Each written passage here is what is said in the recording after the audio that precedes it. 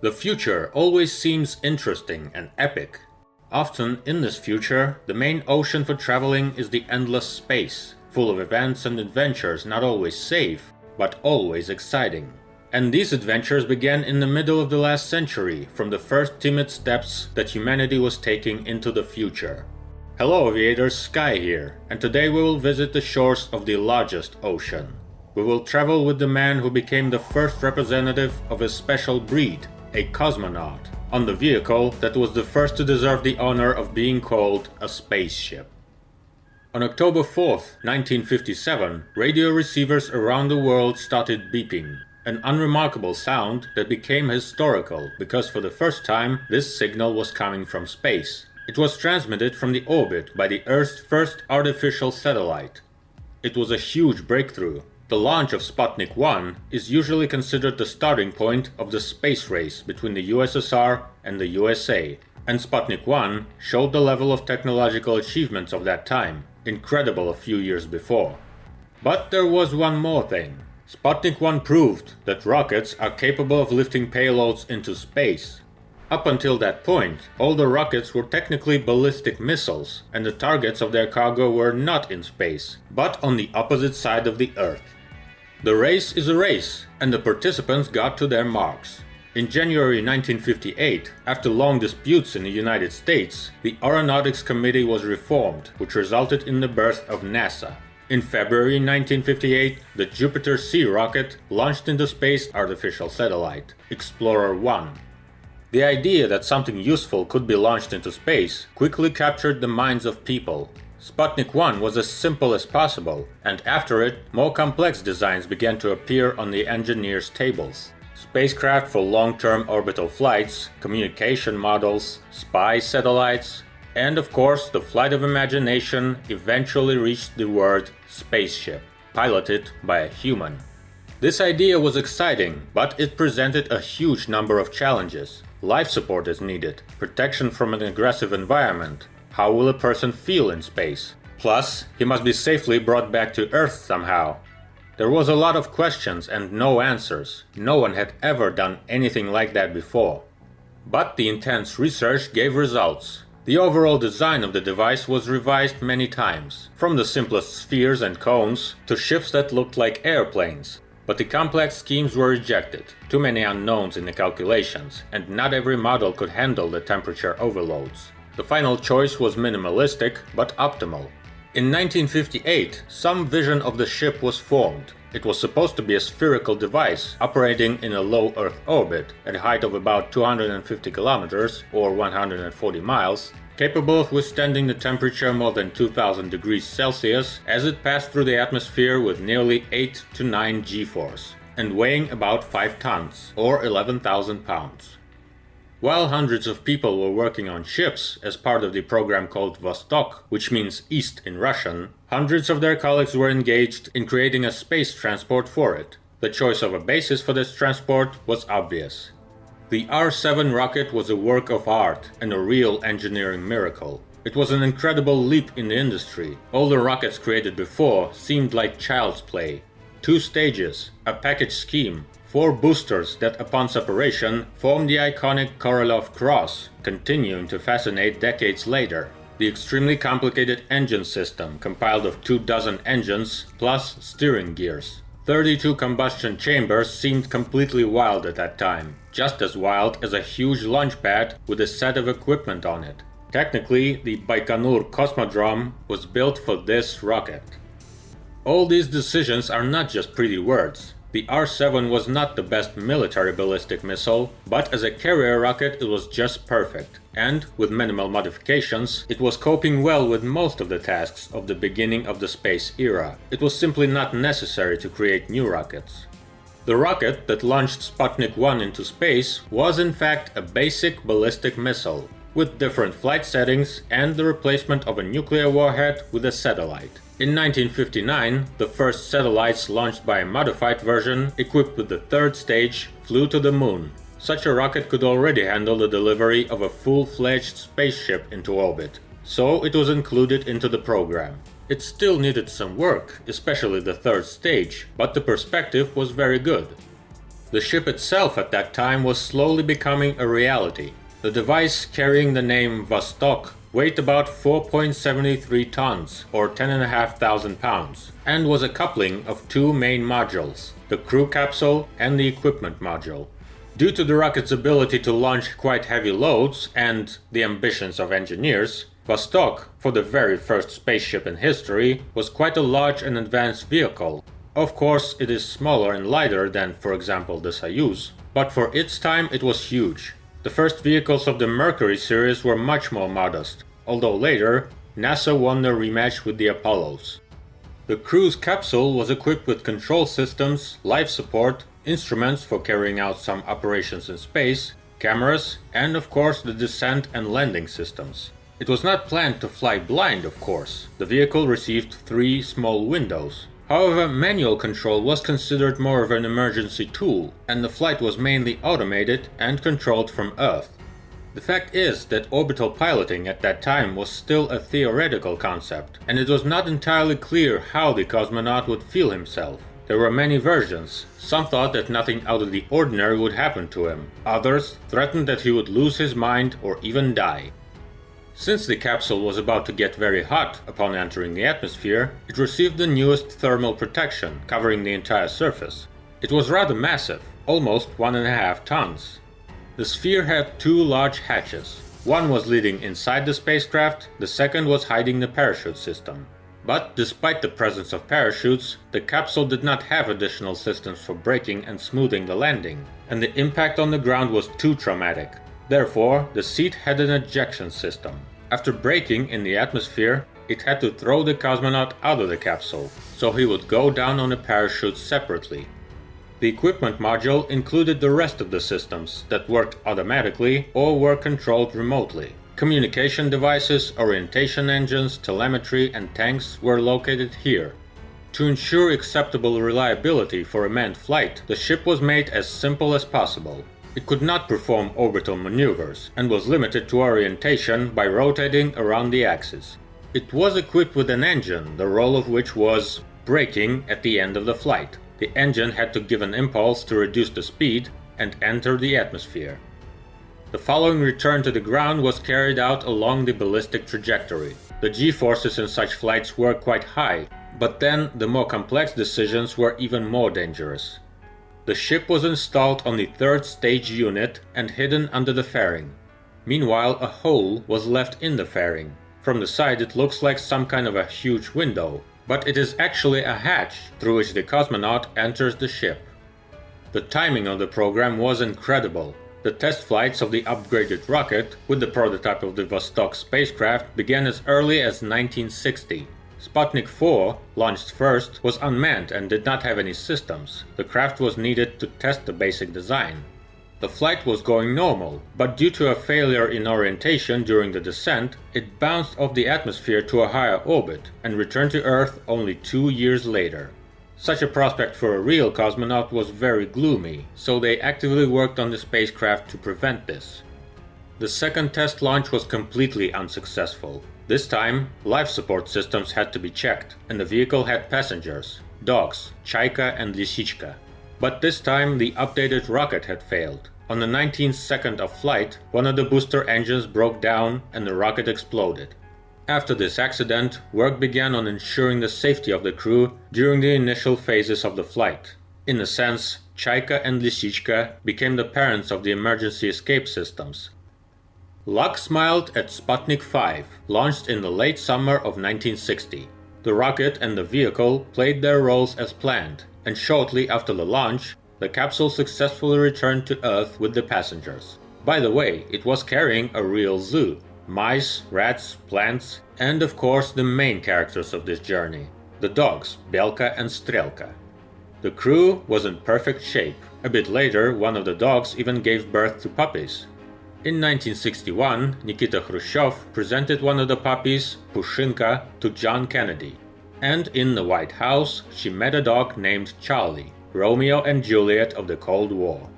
After this successful flight, a series of trials continued with varying success until March 1961. But Vostok was not developed for dogs, was it? It's time to get acquainted with the real crews of the first spacecraft. Given the specifics of space travel and its very complex conditions, the task of selecting crews was very difficult. The question of where to look was not hard. The closest in the conditions were the jet fighter aircraft, so they searched mainly among the military pilots. The requirements were quite detailed. Age, about 30 years old. Height, no more than 170 centimeters, or 5 feet and 7 inches. Weight, no more than 72 kilograms, or 160 pounds. These were the limitations of the vehicle and the rocket. Every centimeter and every kilogram counts as gold. The health requirements were maximal. There were never such high requirements before and even after. The modern space crews are working in more comfortable conditions. Initially, more than 3,000 people participated in the selection, the best pilots of the country. But over time, this number decreased, first to a couple of hundred, then to 20 people. The very first cosmonaut group, each of whom eventually became a legend. Training and testing were very difficult and were carried out continuously for a long time, in parallel with the creation of rockets and spacecraft. Since the cosmonauts did not yet have their own infrastructure, training was conducted mainly in Zhukovsky Aviation Test Site, which had long become a special place for Soviet aviators, and there, at first, they worked on the mock-ups of Vostok. A little later, finally, the Cosmonaut Training Center was formed, which is still operating in Star City, Moscow region. By the way, during the training process inside the capsule, the instructor of the group, the famous test pilot Mark Galai, was always starting with the word "Поехали," which means "let's roll." Not a very prominent word, yet. The most important hour was approaching. The test flights of Vostok were not ideal, but they allowed to quickly bring the complex to safe operating conditions. Besides, the second participant of the race was getting very close. In 1958, NASA, almost immediately after its creation, started the Mercury program, the goal of which was also manned space flights. In the spring of 1959 were announced the names of 7 people preparing for these flights, the first astronauts. All the path converged in April 1961. The Vostok spacecraft was preparing for flight. There were also many disputes about the choice of the first cosmonaut. The main candidates were Yuri Gagarin and German Titov. In early April, the Soviet government made a formal decision to launch a man into space, and the State Committee for launching the spacecraft Vostok approved the first flight mission.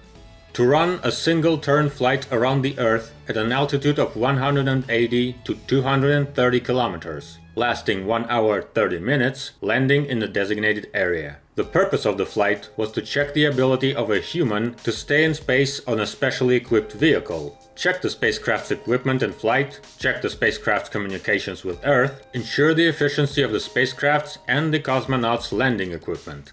It was decided that Gagarin would fly, and Titov was appointed as backup. Finally, 58 years ago to this day, on April 12, 1961, came the moment of truth. Usually the first manned flight into space is described as a fairly simple operation. He boarded the ship, took off, and an hour and a half later landed on a field somewhere near the river Volga. But in reality, this voyage was a bit more complicated. Pre-launch operations with the rocket and spacecraft were being carried out since the day before. At 3 o'clock in the morning on April 12th, they were already completed, while the management of the Cosmodrome and the design bureau, including Sergei Korolev, were overseeing the work. A few hours later, a final meeting of the Space Committee was held, which issued the flight task and concluded that Vostok 1 and its crew, cosmonaut Yuri Gagarin, are ready for launch at the appointed time. By 7 a.m., the cosmonaut was already stationed in the vehicle. Everyone who could attend was seeing him off. The work supervisors, the designers, and of course the rest of the cosmonaut group. Everyone understood that the risks were still very high. There was a huge number of factors, every one of which could lead to a tragedy. Pre-flight works were carried out very carefully, and all systems were rechecked several times, so by the time of the announcement of the 50-minute readiness, Gagarin had already been sitting in the spacecraft for an hour. Then everything went smoothly. At 9 a.m., the 1-minute readiness was announced. The key to start command was given at 9:03, and after another 4 minutes, the rocket carrying the spaceship Vostok 1, with a roar, took off from the launch pad, and the radio broadcasted the soon-to-be iconic At the start, the rocket performed perfectly. Soon, the boosters of the first stage successfully detached and, going into their classic rotation, moved away from the departing rocket. The second stage also worked as planned, after which the third was already taking the ship to the designated orbit. At that time, Vostok 1 was flying at a height of 150 kilometers above the Earth at a speed of more than 27,000 kilometers per hour. Gagarin became the fastest and the highest flying person in history, although at that moment he didn't care about records. Because of the high G-forces, the cosmonaut was on the verge of losing consciousness, and full of admiration. After the separation of the fairing, Earth appeared behind the window. And then, the ideal flight pattern began to distort. At the final moments of the ascent, the third stage engine shutdown systems didn't work. The reverse system did its part, but the stage had already raised the spacecraft above the planned height. Its perigee was at an altitude of about 180 kilometers, close to what was needed. But the apogee went beyond 300, which could be a problem. The engineers remembered Sputnik 4, stuck in orbit, and calculated everything so that even if the retro engines had failed, the vehicle would have still entered the atmosphere within several days. And now, with such a high altitude of flight, he risked remaining in space for a month, or even more. Finally, after the separation of the third stage, Vostok 1 stabilized in its orbit. Then came weightlessness and silence. Yuri Gagarin officially became the first man in space. The first cosmonaut conducted the experiments assigned to him. He drank, ate, communicated with Earth, and described his observations. Not the most difficult operation, but even that was very serious, considering that scientists at that time knew almost nothing about manned orbital flights. It was easy to carry out the tasks. There was nothing supernatural, except maybe for the view through the window. Before the eyes of the first cosmonaut, there was a view of Earth from the orbit, a view that no one had ever seen before him. For some time, the connection with the ship was lost. Vostok 1 entered the shadow of the Western Hemisphere and flew over the sleeping America. But not everyone was sleeping there. Signals from Kedr, the call sign of Gagarin, were intercepted by the radar station of the US Air Force on the Aleutian Islands. Soon, NASA learned the news invigorating in the middle of the night. All the necessary tasks were completed by 10 o'clock in the morning, and Vostok 1 itself completed the first turn around the Earth. In fact, only one turn was needed, which means it was time to return home. The retro engine worked, but as it turned out, its impulse was smaller than planned. The automatics determined its performance as insufficient to enter the atmosphere, which means that the flight continues, and there is no need to separate the service module from the re-entry module. But even though the impulse was weaker than planned, it nevertheless was enough. The ship was losing altitude and entering the atmosphere with the element that should not have been there. Vostok 1 began to rotate uncontrollably. The equipment module was supposed to burn in the atmosphere, but now it could take the landing capsule with it. The reserve system saved the situation. The thermal sensors were triggered, giving the command for separation. The capsule finally got free and flew to the Earth as planned. The descent along the ballistic trajectory means that the capsule of Vostok 1 turned in fact into a meteor with a person inside, burning hot to several thousand degrees with 8 to 10 G-force. But still, the flight could be considered more or less normal. At an altitude of about 7 kilometers, in accordance with the protocol, Gagarin left the spacecraft. He descended by parachute separately. The capsule, also by parachute, was descending nearby. But even here a problem occurred. The cosmonaut's spacesuit was airtight, which was necessary to ensure safety. But now it became a problem. The valve opening access to the surrounding atmosphere did not open, and the air supply in the spacesuit was running out. Gagarin almost suffocated, being in fresh air surrounded by spring nature. Fate, clearly not devoid of dark sense of humor, was leading the first cosmonaut through a very thin ice. But the valve too eventually opened. The last puzzling moment, the parachute descended right into the river Volga, the waters of which in April are not good for swimming. But this problem was also solved, and Yuri Gagarin finally touched the ground of the Saratov region in the USSR. He spent 1 hour and 48 minutes in the sky, and flew nearly 41,000 kilometers, or 25,000 miles. This meeting was pretty unusual for the locals, but they decided that since he speaks Russian, he is probably an Earthling. Soon the military arrived, who were warned in advance that on April 12th they may observe a fall of a container from the sky. Yuri Gagarin himself, from a pilot working in a secret program, quickly became the most famous person in the world. On April 14, the Il-18 with the first cosmonaut on board, accompanied with the MiG-17 escort, arrived to Moscow. Then there were parades, solemn meetings, hundreds of events, international visits and everything else. The whole thing. In parallel, he continued to participate in the space program. He was a milestone in the history of space exploration, but he understood that these were just the first steps in the endless journey of conquering space. On May 5th, Freedom 7 sent Alan Shepard into space. On August 6, Vostok 2 sent German Titov into space. Then there were new ships, new rockets, orbital maneuvers, docking, spacewalks, landing on the moon, and space stations. 58 years have passed since that chilly April morning. More than 560 people from 35 countries have already been in space. Together, they spent more than 10,000 days in orbit, 100 of which outside the stations and ships. Right now, the International Space Station crew of 6 people works under the stars. Oleg Kononenko and Alexei Ovchinin from Russia, Anne McLean, Nick Hague and Christina Koch from the USA, and David Saint-Jacques from Canada. Private companies are conquering the near space, and national agencies are exploring the immense worlds in solar system and beyond. Years, decades and centuries will pass before mankind becomes a cosmic-scale civilization.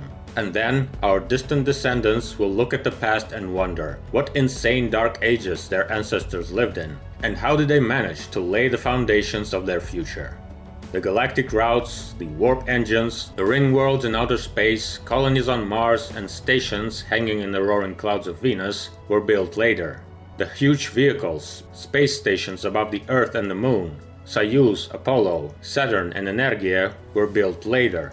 Over time there will be thousands and millions of astronauts, cosmonauts, taikonauts and other nauts. And up there, in this infinite space, each and every one of them, from the first admiral of the space fleet to the last battered smuggler, will remember that it all began in the frantic 20th century, from a family of people rushing into space, in which the elder brother, on April 12, 1961, became Yuri Alekseyevich Gagarin. Happy Cosmonautics Day! Fast flights, soft landings, blue sky, and bright stars to you.